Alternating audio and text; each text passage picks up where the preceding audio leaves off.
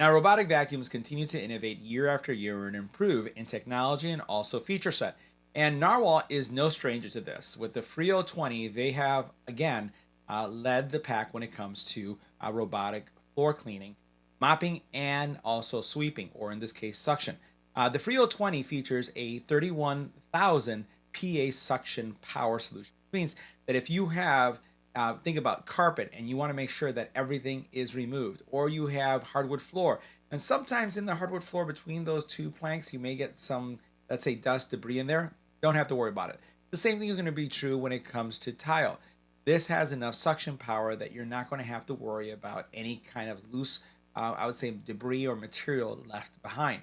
It also has a hot water self-washing system that really does some amazing things. It basically is going to be cleaning your floor at 140 Fahrenheit, and when it cleans itself, it does it at 212 Fahrenheit. What that translates to is clean. It translates to smell-free and like new cleaning pads. This is pretty fantastic. It also has new AI technology when it comes to obstacle avoidance, and we're going to put it through a massive test. You have to watch this entire video, and you'll be able to see how it basically detects poop and it doesn't really get on it. Tables and cups does really well in our obstacle avoidance test, and it passed all of those tests that we did. And it's important to us because we have small dogs and sometimes they make mistakes. Now, it also features a roller pad that's very different than the ones that we see on the market. Most of them on the market are circular. They're like round. It's almost like if you were looking at, a paint roller, right? That type of look. Sometimes they're longer, sometimes they're wider. In this case, they have opted to go with a flat roll. You still have that rolling technology, but it's flat. Very much like if you were thinking about a treadmill, how a treadmill is flat, but it still rotates. Well, this is going to give you a wider, flatter, and it's also going to have more surface that's going to clean. So the mop itself is 10.6 inches, but then the actual width, the area that's cleaning, is actually 2.3 inches. So that's going to give you higher contact and higher, I would say, downward pressure. So this is going to give you some really good cleaning power. But it's also cleaning itself, and it has 16 nozzles that are infinitely cleaning as it's doing its thing. In addition to that, it has the ability to climb thresholds up to 1.57 inches. So if you have a separator and it needs to climb it, you don't have to worry. Now, the Narwal Freo 20 is a really good looking robot. The docking station, at least from what you're seeing right here, you'll notice that it's not as blocky as some of the other robots that we've seen. It has that kind of like this curvature right here. It has a texture to the front of it, which makes it look pretty cool. Over here, we basically have the clean water tank, and you're going to see it's a really generous, large water tank. We have a dirty water tank, and we've been running this guy for about a month now, and I just want to show you. Kind of nasty, yes it is, but I just wanted you to see that we've been using it. We test these out pretty thoroughly. The actual dustbin is here, so this is where you would find it. I find that interesting because most robots have it on the outside. This one, instead of having it in the front like you see with some robots, it has it in the inside, which is different. So go ahead and put this guy back here. Now, as we pull the robot out of its docking station to take a look at it closer, you notice that it does have a really unique, I would say, mopping area. It's not round like some of the other ones. It kind of is somewhat flat, but also wider. You can see how wide this is. We'll put this over here on the side so you can see that right there. See how that looks right there. This guy extends out pretty far as well, which gives you a lot of cleaning when it comes to the corners.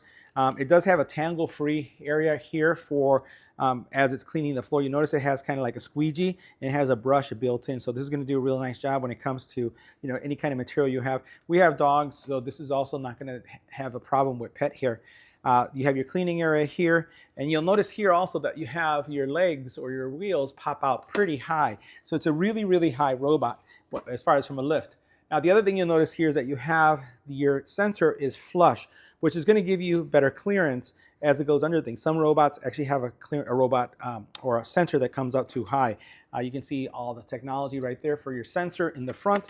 And let's take a closer look at the docking station inside. Now, this is what the cleaning area looks like. This is where it's going to suck up the debris of the vacuum.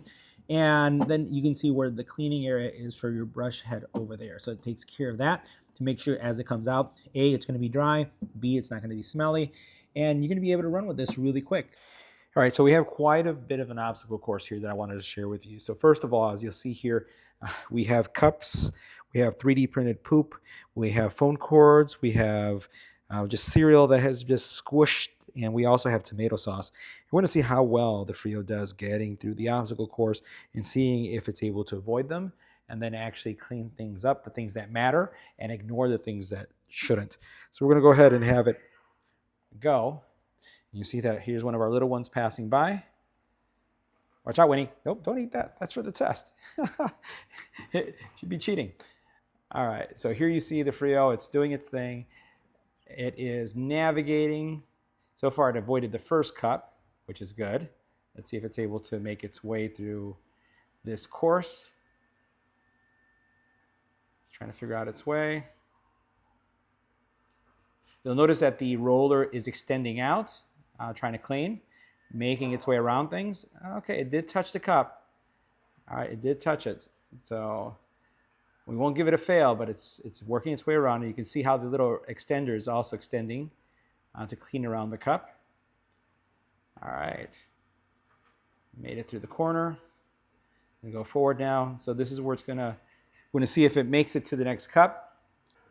Now you'll notice that roller comes out and it goes all the way to the edge. That's pretty spectacular. We're going to go ahead and maybe we'll be able to see it here on the side as it's working its way through. We'll see that right there on the side as it's coming out. So it's really getting close to that edge. You see the whiskers taking care of that as well. And there it sees the phone cord. 3D printed poop identified. Okay. You can see that little, there's the brush and then also the roller. Oops, it tapped it. It tapped it, but it's kind of like has a small blind spot, right? So the blind spot is what's tapping it. So as soon as it sees it, it avoids it, but then it taps it on the sides with the sides of the robot. So it's almost like if it's not really truly aware of how wide the robot is when it's passing by those items. But that's still, it's not dragging it, it's not pushing it with, and you can see it clearly sees it. So we're going to see, it has to make it all the way up to where we are to get to the tomato sauce and the actual cereal that we have there. For those of you who are wondering what type of cereal that is, that's actually Fruit Loops. Yeah, we had to sacrifice some Fruit Loops. All right. Still negotiating its way. And while it's doing that, we're going to go ahead and bring up the app because the app is going to be something that I'm sure a lot of you are going to be interested in seeing. Narwhal has a pretty mature app. And the app itself does have a couple of modes. You're going to see on my screen right now, I have the 3D viewing mode. And you can see the actual robot as it's navigating and it's on identifying things. And there's little spots that it highlights as objects that it's identified.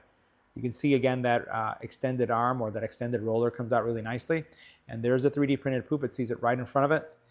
And we'll see if it identifies it on the screen. Still working its way through.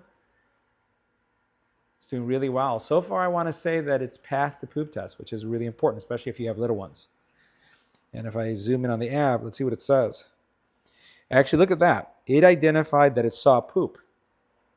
It looks like it's identified both poops. Even though it didn't get really close to it, it identified both of them. So that is a pass, guys. That is a super pass. Love the fact that it knows. So for those of you who have pets, this seems like it's going to be a pet-friendly robot when it comes to those little accidents that our little ones make.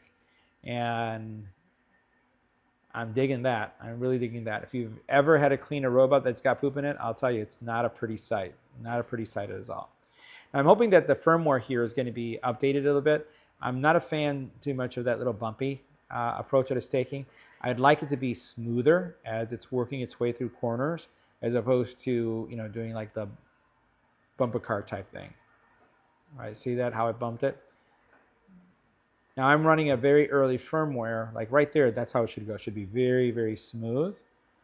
And it should identify that there are some cords there. Let's see if it can figure out how to make its way around it. I think it will. I believe in it. There you go. And let's see if it identifies that other piece of poop, because it's a minefield of poop.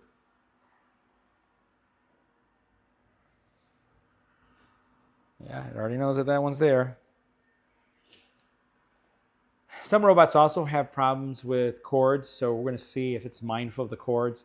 I think that this So far, the object detection is really good. Anything that it sees, it's recognizing it. I'm just concerned about the sides. Like, see right there? It kind of lost it for a second. But again, this could be due to early firmware as well. This is not yet out. So I'm going to still give it a pass because it actually had not crashed into that at all. And now it is. You can see that robotic arm where the roller comes out really nicely. That really extends really far out.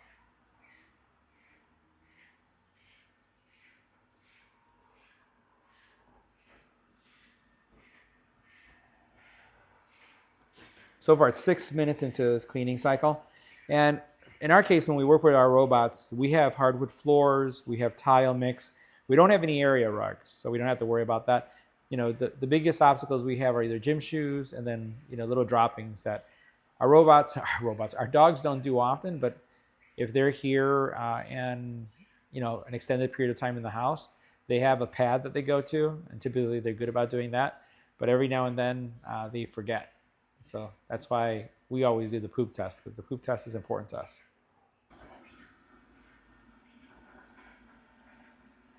There is the cord. It made its way around it.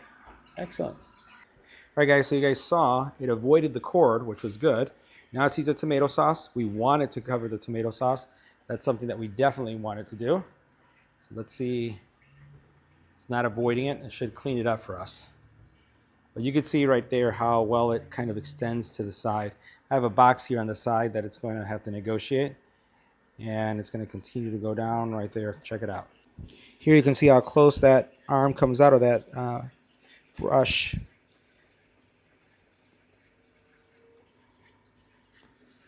Very, very good.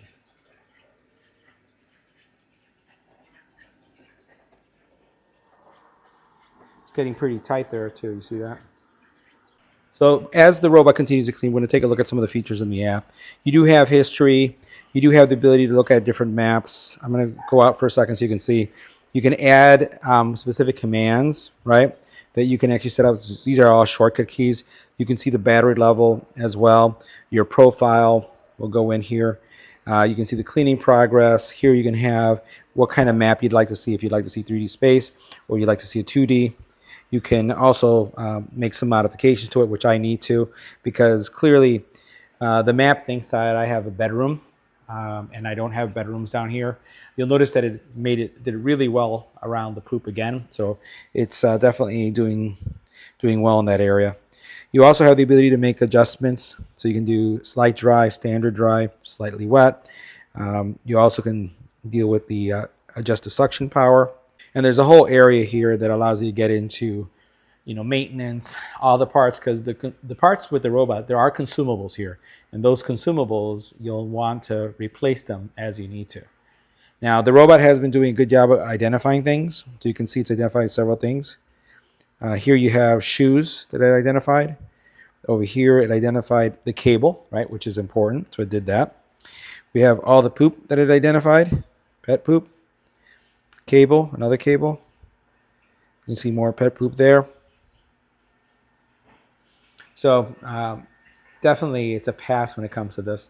Now we're going to see how well it does as it gets to the cereal once it gets there. So far, cable avoidance is really good. So guys, that wraps up our review. See you in the next video.